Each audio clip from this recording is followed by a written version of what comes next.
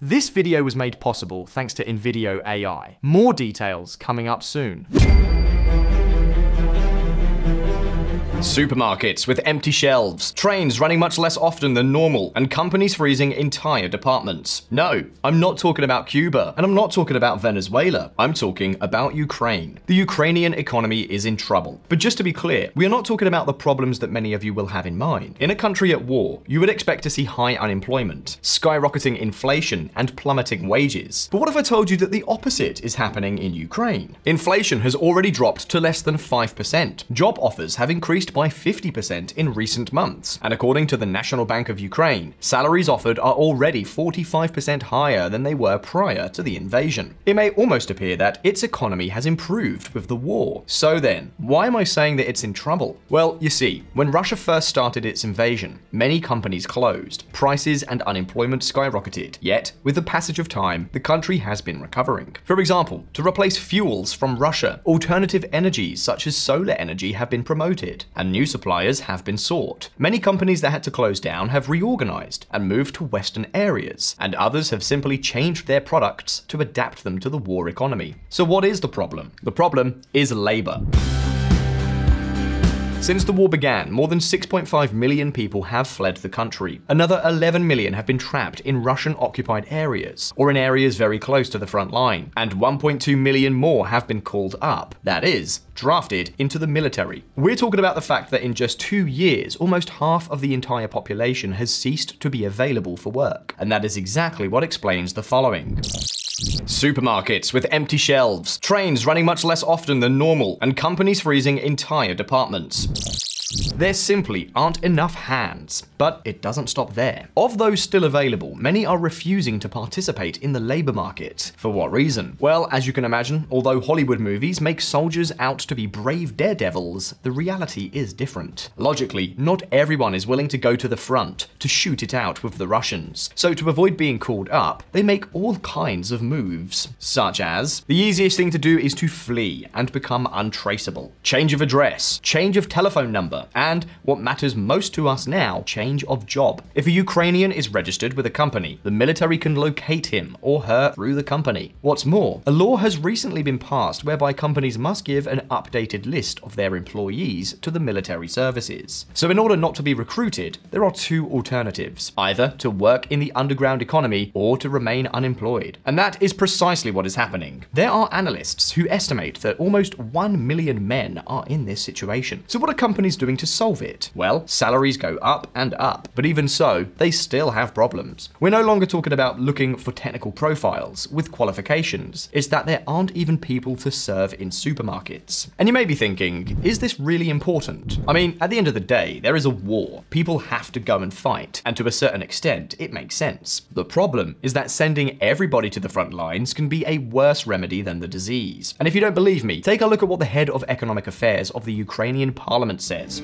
You can mobilize 1 million people, but if you don't have the resources to equip them, there's no war. The army will be left naked and helpless if the economy fails. To keep a war going, soldiers have to eat. They have to have something to wear. They need equipment, bullets, medicine. They need a lot of things. And where is it all manufactured? Largely within Ukraine itself. For a war economy to function, there must be people in the trenches as well as in the factories. And take note that it's no longer just a question of in-house production. There are also other supplies necessary for combat that depend on foreign countries. Fuel, electronic equipment, advanced ammunition. Supplies that cost money. Money that the Ukrainian state has to obtain from the taxes it collects on income. And of course, for that income to exist, workers are needed. And yes, I know what you're thinking. Let's see, Josh, isn't Ukraine getting billions and billions from the West precisely to pay for all those things? Yes, indeed. But it's one thing to receive money, and another for that money to be enough for everything, and to always be available. The clearest example was with the US and the Republican veto of financial aid that lasted for months and allowed the Russians to advance. Now, with Biden about to retire, we have, on the one hand, Kamala Harris, who, yes, has said she will continue to support Ukraine, but who, truth to be told, seems pretty lukewarm about it. And on the other hand, there's Donald Trump, who, if elected president, would practically send Zelensky as a prisoner of war to Siberia with his own hands. So the political outlook doesn't look rosy. And what about the European Union? Union? Well, yes, it's all very well to say that they are all out to help Ukraine, but when it comes down to it, they are pretty half-hearted. And take note, it's not only that the main member countries are timorous, it's that the European Union itself presents 1,000 bureaucratic obstacles in time and form. Do you want an example? Hungary. But first, as someone who's been making YouTube videos for a few years now, there's a lot that goes on behind the scenes to make it possible. But I recently came across this tool called InVideo AI. It's the world's most used AI video creator with over 10 million users across 150 plus countries. It's the only tools that I've tried that puts you in the driver's seat and works as your personal sidekick. But it's better if I show you with an example. Just ask InVideo to create a 3-minute video for YouTube. For example, about how China plans to avoid economic collapse, a topic we talked about a few days ago. China, a global powerhouse, has been growing at an extraordinary pace for decades, but... And if something doesn't convince you, you can always edit everything in detail as needed. Just go to the edit command box and type what you need. For example, translate to French and add subtitles. It's that easy. Additionally, you can clone your own voice and make it narrate videos in your own voice in any language. Amazing, right? By clicking the link in the description, the pinned comment, or the QR code on the screen, you can create up to 4 videos for free on InVideo. However, they will have a watermark. For just $20 a month, you get full access. And if you use my code, you will get twice the number of video generation credits in your first month. It's much more affordable than the cost of all the tools separately. Remember, it also includes a vast library of royalty-free material. Thank you very much to InVideo AI for sponsoring this video, and let's continue with today's content.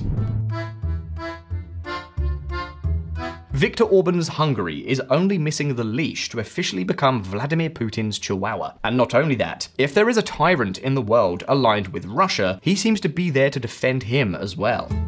Hungary blocks EU bid for unified statement on Venezuela election. Such was the ridiculousness of Hungary's attempt to veto the joint communique against Maduro that it later had to back down. But do you know where Viktor Orban did not back down? From vetoing aid to Ukraine. Hungary is proving to be a real headache for the European Parliament. It has reached the point where parliamentarians themselves cannot make proposals without having to think about how the Hungarian government could ruin them. And here we aren't only talking about aid to Ukraine. For instance, Hungary is unilaterally violating the migration treaties of the Union, particularly in relation to Russia, that is. Although Europe does not allow Russians to enter the Schengen area, Orban's people have created certain special permits to place them in the territory. For the time being, a lot of European money and aid initiatives remain blocked, as unanimity is required from all countries when making such important decisions. The question is there anything the Union can do to address this filibustering? The alternatives range from using legal loopholes, such as new administrative channels that do not require unanimity to approve certain decisions, to tightening the requirements that allow a country to veto policies. Some analysts have even suggested the possibility of expelling Hungary from the community club. But for the time being, one solution that seems quicker and more feasible would be to use the frozen funds of the Russian oligarchs to finance Ukraine. As this money is not from the European budget, it does not require unanimity, so Hungary cannot block it. In any case, what I'm getting at is that Ukraine cannot simply depend on foreign political ups and downs to pay for its war. And what can I say? You can't ask everyone else for money if you're not the first to squeeze your own resources. Along these lines, Zelensky's government has already approved increasing the defense budget by $12 billion. In order to finance it, the ministry has already requested an increase in the war tax. That is, the extraordinary income tax which is dedicated to financing the conflict. We're talking about a special surcharge of 5% for individuals and 1% for companies. But again, for those taxes to work, it will take workers to produce and pay taxes. The few available employees should not be afraid to look for work, if that means being drafted. And above all, a balance must be found so that while soldiers can be sent to the front, the factories are not left unattended. The question is that even possible? What plans are there to solve the labor shortage problem in Ukraine? How can companies adapt to the problem? We'll look at that right away. The problem of scarce labor is not new, and so far the government has tried to solve it with what is known as critical workers. Companies have certain permissions, depending on the sector, to exempt part of their workforce from going to war. So far, about 600,000 men have benefited from the exemption. The problem? Which workers are really critical and which are not? Are there companies with more critical workers than others? Who decides the extension in each case? I mean, the granting of exemptions has 1,000 bureaucratic problems that make it inefficient. And that is not the worst thing. Because if Ukraine has another national product beyond wheat, it is corruption. Government sources suggest that Ukrainians have spent up to $40 million in bribes to buy illegal exemptions. Or to put it another way, that the system not only doesn't provide guarantees, but is corrupt. But is there an alternative? I mean, what is clear is that corruption is not going to be fixed in the short term, and even less so in a country at war. Any system you put in place is susceptible to corruption, and the same goes for bureaucracy. Of course, you can't let companies determine for themselves what they consider critical workers either, because then they would protect all their employees. So what is the solution? Well, here the government has an alternative in mind. Allow companies to pay to exempt their workers. In other words, if you can't beat your enemy, join him.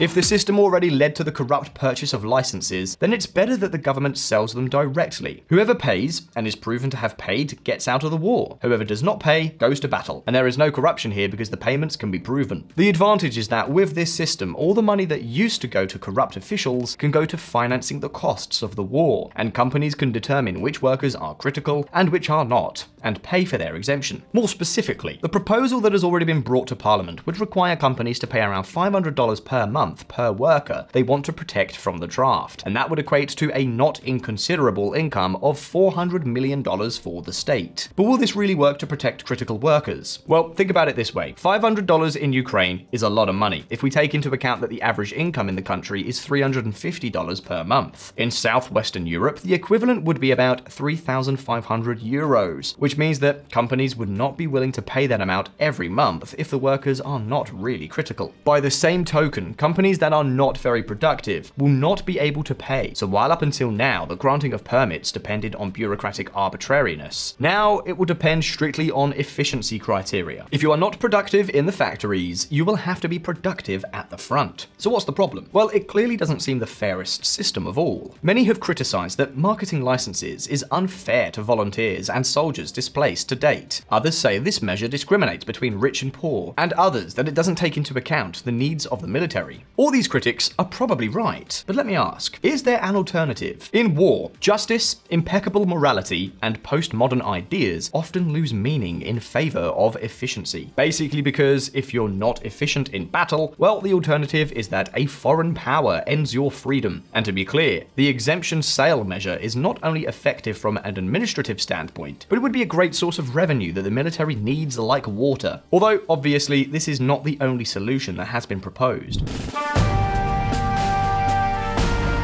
So far, we've talked about people available for work in Ukraine, but let's remember that millions of Ukrainians have left the country in recent years. Not surprisingly, among them are the elderly and children, but also young women and adults under 27 years of age. And yes, I say under 27 because the age of recruitment starts at that age. Or to put it another way, there are 22, 23, 24-year-olds abroad with the capacity not only to go to war, but also to return and work in the country. However, forcing all these people to return doesn't seem feasible. First of all, because many women are in charge of caring for family members, which is incompatible with their professional life. At the same time, Ukraine being a country with a conservative culture, even among women who have stayed in the country, several professions affected by the lack of labor are not popular with females. Here we're talking mostly about industrial roles, and not only that, but again, because Ukraine is a conservative country, women also don't have very high rates of higher education, which means they also don't qualify for certain roles. We believe that both men and women should be able to contribute equally to society. And in this case, for example, women are not being recruited into the ranks, but that's another story. The fact is that solutions in this area seem limited. That isn't to say that there is no progress. For example, many war veterans or even older people who wouldn't normally work are joining companies. They're also betting on youth. Job offers that do not require previous experience have increased by 50%. Instead of waiting for trained workers to arrive, young people are hired and trained in the workplace. But above all, the main solutions have come from business adaptation.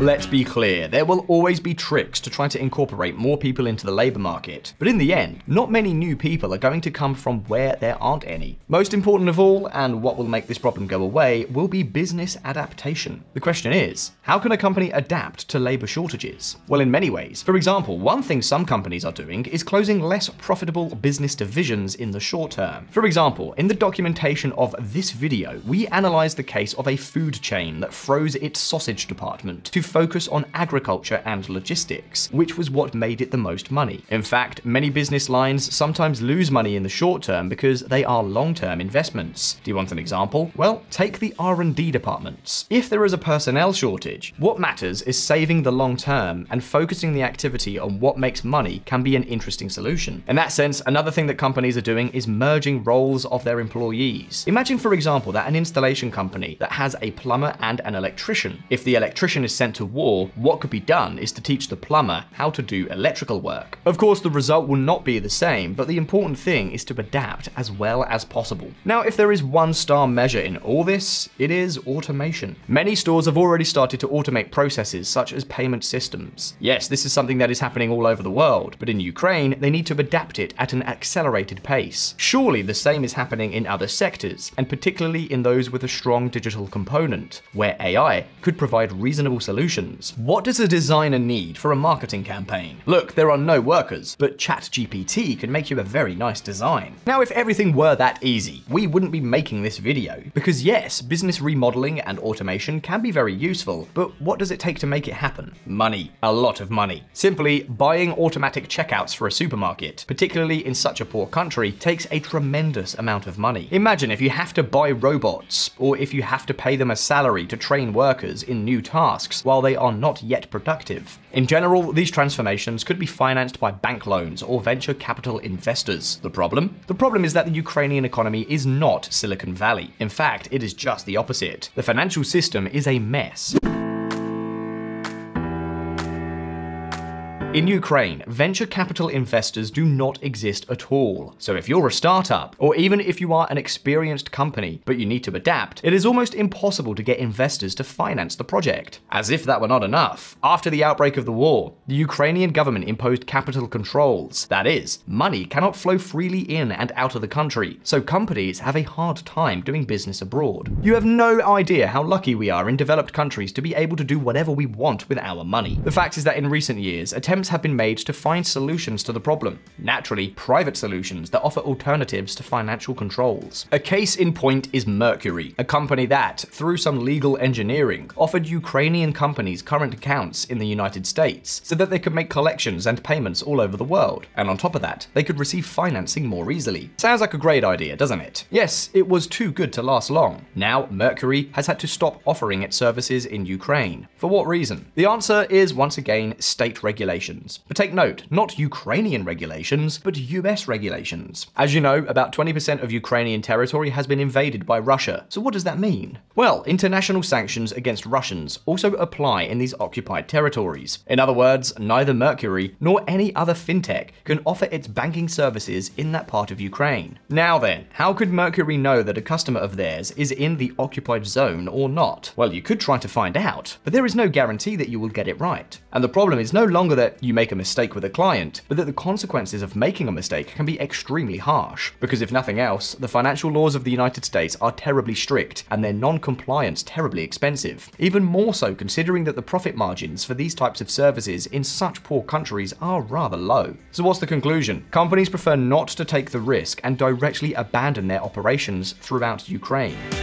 Banking is fundamentally a thin margin business, big economies of scale, but one bad guy in the system can cause a huge amount of damage. So a lot of banks do the arithmetic and say it's not worth the risk of dealing with this particular geography. In short, perhaps now the most important issue with the Ukrainian economy is not only labor, but also the need for a financial system capable of supporting the adaptations that the market needs. However, these are the downsides. On the other side of the coin, there are also very positive aspects in the Ukrainian economy that, if you are interested, we will discuss in a future video. Topics such as how they have normalized inflation, for instance. But be that as it may, for now, as far as the issues are concerned, there are crucial questions that need to be answered, not by us, but by you. What is your opinion on the solution of companies paying to save their critical workers from recruitment? Is fairness, equality, or efficiency more important in this case? What other solutions to the problem can you think of? You can leave your answers in the comments. Don't forget that here on Visualeconomik, we upload videos every week. If you like the video, please like and subscribe to not miss the next one. All the best. See you soon.